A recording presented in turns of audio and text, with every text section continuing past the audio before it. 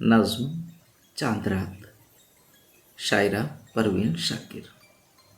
गए बरस की ईद का दिन क्या अच्छा था, चांद को देख के उसका चेहरा देखा था।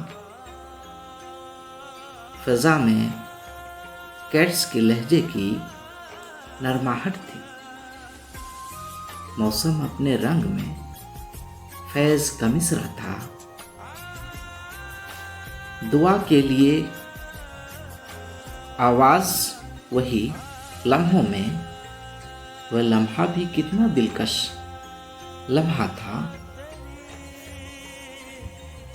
हाथ उठाकर जब आंखों ही आंखों में, हाथ उठाकर जब आंखों ही आंखों में उसने मुझको अपने रब से मांगा था। उसने मुझको अपने रब से मांगा था। फिर मेरे चेहरे को हाथों में लेकर, फिर मेरे चेहरे को हाथों में लेकर कितने प्यार से मेरा माथा चूमा था। हुआ कुछ आज की शब का भी अहवाल सुना। क्या वह अपनी छत पर आज अकेला था, या कोई मेरे जैसी साथ थी और उसने चांद को देख के उसका चेहरा देखा था। शुक्रिया।